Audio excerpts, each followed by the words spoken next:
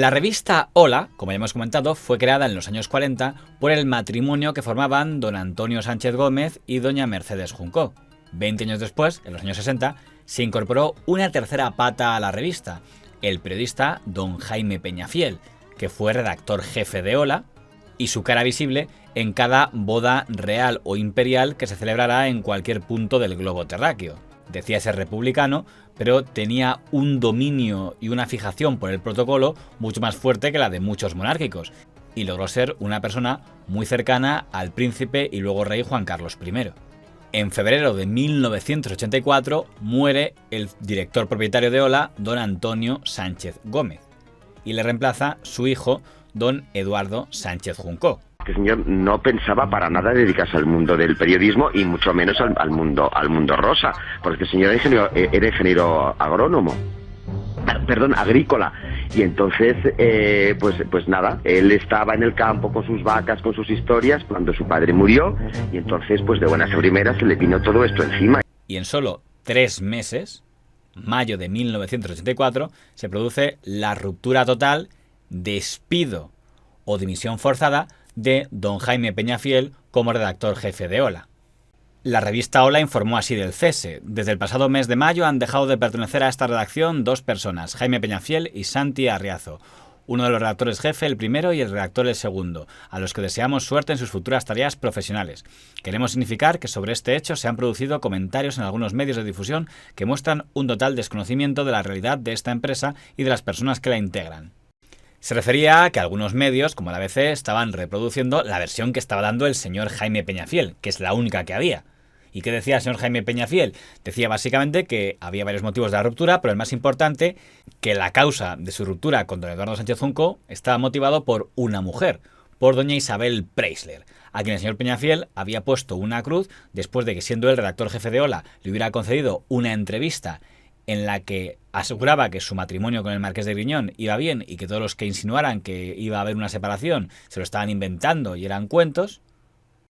Y cuando luego en efecto se produce la ruptura, porque la señora Preisler deja al marqués para irse con don Miguel Boyer, el señor Peñafiel lo interpreta como un agravio personal.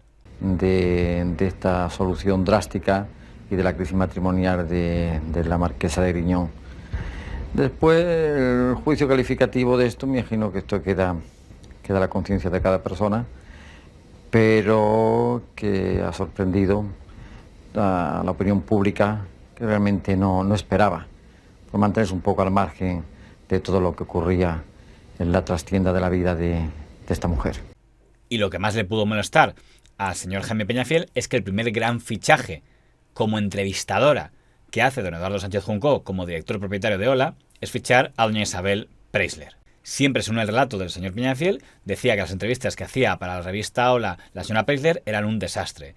Decía, por ejemplo, que entrevistó al director de cine, el señor Clint Eastwood, y le preguntó cuándo va a dirigir su primera película, a lo que el señor Eastwood le dijo: señorita, ya ha dirigido 13 películas. Y según él, fue luego a quejarse a Warner Bros. Diciendo que qué clase de reportera le habían mandado que no volvieran a mandarle a alguien así. También asegura que en la entrevista que le hizo la señora Preisler al señor Paul Newman, también protestó el actor norteamericano al ver que los fotógrafos de Hola parecían tener más intereses en fotografiarla a ella que a él. Y que les dijo a estos: oiga, señores, ¿quién es la estrella? ¿Esta señora o yo? No quiero aquí meter la pata, donde se dijo que llegó a regalarse una entrevista con Nancy Reagan, que era entonces la primera dama de Estados Unidos, y que en el último momento don Eduardo Sánchez Junco dijo que no la podía hacer usted esa entrevista. La entrevista era mía. Me la había gestionado Julio Iglesias.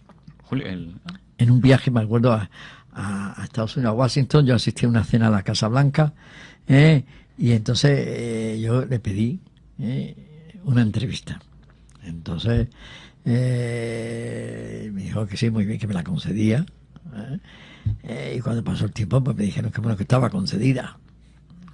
Pero claro, cuando voy a hacerla, pues me entero que con toda la si yo quiero ser muy objetivo, si había nuevo director, nuevo propietario, había que cambiar un poco el estilo, que la revista fuese una empresa y no fuese una revista que se hacía una mesa camilla entre 3 personas y que el único imagen era Jaime Peñafiel.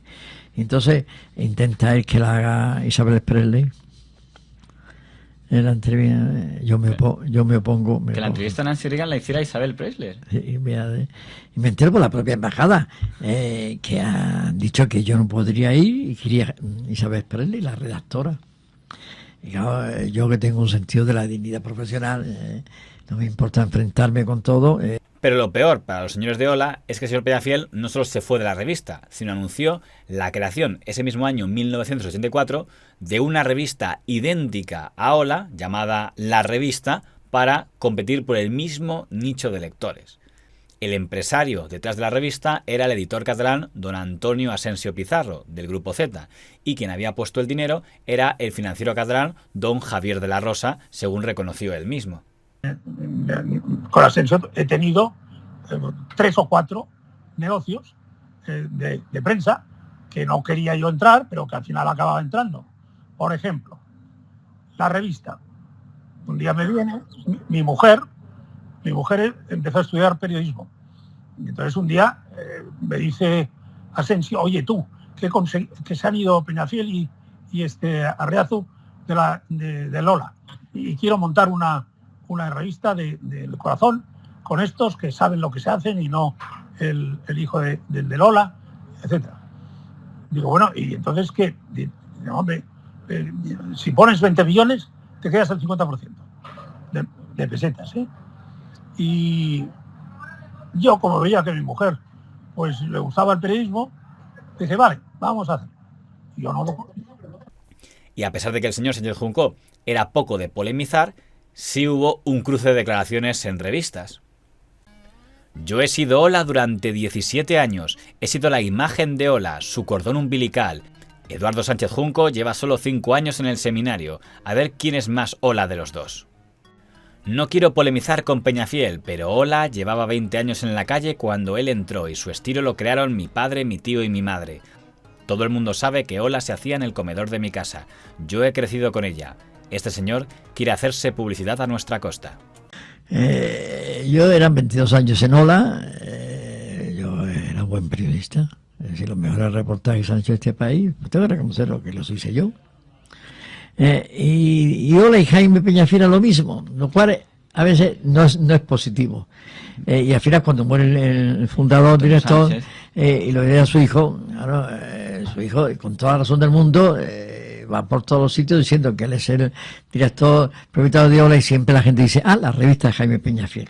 Eso al final eso jodía muchísimo. Claro. En que yo no cabía allí. No cabía porque había que descafeinar un poco la revista de Jaime Peñafiel. Lo más llamativo es que el tipo de temas que llevaba la revista llamada La Revista eran los mismos que llevaba la misma semana Ola, lo cual empezó a despertar muchas sospechas. Como me acusen de plagio, yo denunciaré a Isabel Preisler por intrusismo profesional. Y sospechas que quedaron confirmadas el día que la revista Ola llevaba en primicia la entrevista que hacía la señora Isabel Preisler a su exmarido, don Julio Iglesias, que por ser el primer diálogo público de los dos se sabía que iba a tener un éxito brutal. Ese día, fragmentos de esa misma entrevista y hasta una fotografía aparecen en la revista La Revista, que sale incluso días antes que saquen Ola la suya, confirmando lo que todo el mundo sospechaba, que había espionaje industrial, que el equipo del señor Peñafiel tenía infiltrado a alguien en el equipo de confección de la revista Ola, que tomaba una foto o llamaba por teléfono y les chivaba lo que iban a publicar en la competencia. Escucha, Jaime, Isabel, estás publicando unas buenas entrevistas, por cierto, en la revista Ola, al menos a mí me lo parece. La última entrevista con Mark Phillips es una buena entrevista, la anterior con Kennedy estaba bien, e incluso la que hizo con Julio Iglesias, que a ti te hizo perder el Oremus. ¿Qué te pasó?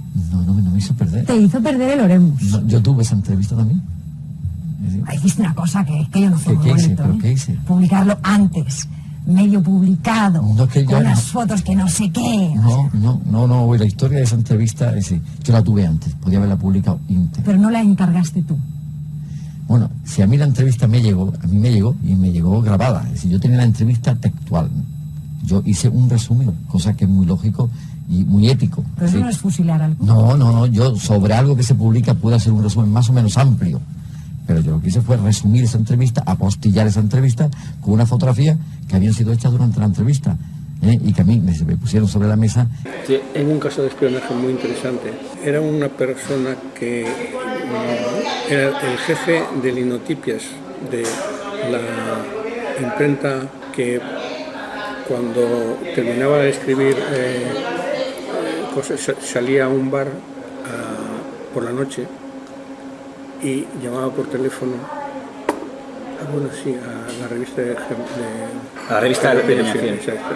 Llamaba por teléfono y dictaba los titulares de Lola para que los otros supiesen exactamente cuáles eran los titulares. Yo cuando alguien me trae, yo soy un comprador de buena fe, y entonces realmente yo no tengo que preguntar si eso es robado o no es robado.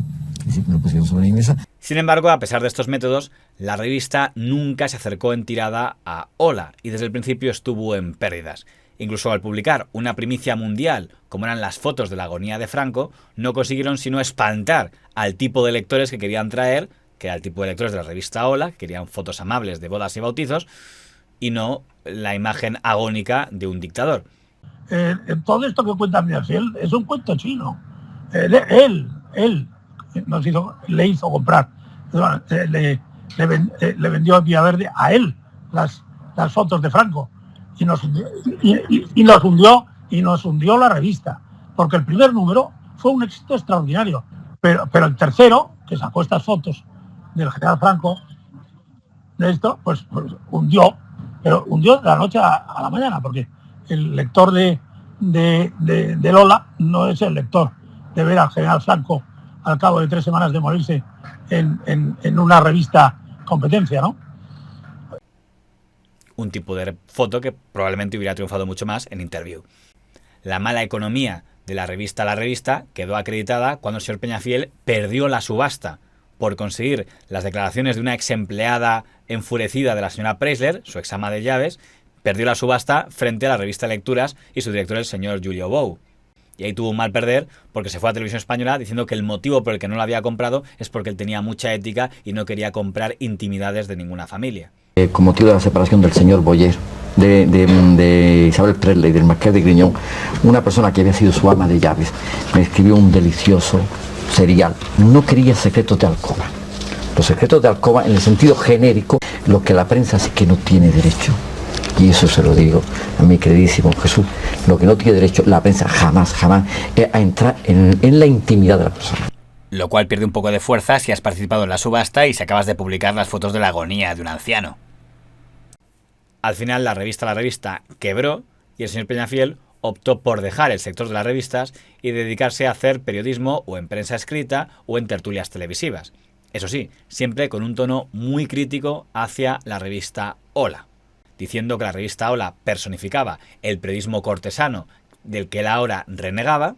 Quizás yo he sido cortesano durante una época mientras estaba en Hola, eran las coordenadas de la revista. Y diciendo además que la revista Hola, y concretamente su editor, don Eduardo Sánchez Junco, era el culpable de haber pervertido la prensa rosa por haber modificado las reglas del juego y hacer que ya nada dependiera del trabajo periodístico, sino haber convertido todo en una gran subasta de que ganaba la revista que pusiera más dinero encima de la mesa para comprar la boda, el bautizo, la petición de mano o el comunicado de ruptura. Según el señor Peñafiel, de ahí surgió el mote que él mismo aireó del señor don Eduardo Sánchez Junco, que era él es EduBank, el banco de los famosos. Hola, a veces toda la semana, a veces incluye entre su grande reportaje a un reportaje pagado, porque es la que más paga. Y hay una frase muy curiosa entre los populares y los famosos que cuando deciden vender alguna faceta de su vida dicen vamos a EduBank. EduBank se refieren a la revista Hola porque su director se llama Eduardo Sánchez Junco y entonces lo consideran como un banco y cuando necesitan dinero pues acuden a la revista Hola a ofrecer una parte de su intimidad. Aunque el dato que falla de esto es que esa práctica ya la hacía Hola cuando dirigía a don Antonio Sánchez Gómez, el padre, y cuando el señor Peñafiel era redactor jefe. Por ejemplo, se publicó la primera foto del primer hijo de la cantante Maciel, que se había negociado y firmado antes incluso de que naciera, que la primera foto iba a ser para Hola. Y también fue el señor Peñafiel con don Antonio Sánchez Gómez quienes negociaron las fotos en exclusiva de la boda entre el señor Jimmy Génez Arnau y la nieta de Franco. La venta de exclusivas. ¿Cómo recuerdas la venta de tu boda? Sería la primera pregunta.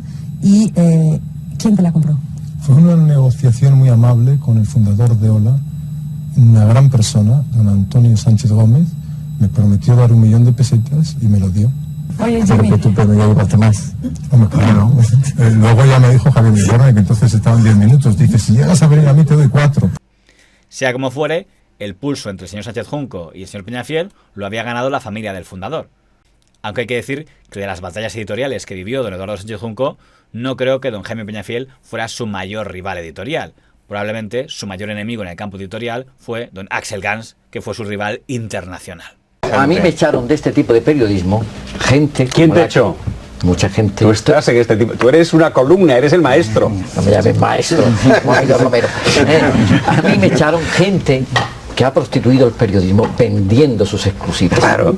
Es decir, yo, 2 años al frente de la revista fueron los 2 años más dramáticos de mi vida, bueno, porque yo me resistía a eso y al final tuve que... Tú pagaste 23 millones por la boda de Carmen Sevilla. Y yo por eso, aunque que no, yo me fui de ese tipo de periodismo. Pero tú pagaste 23 millones por una cosa que no valía ni 5.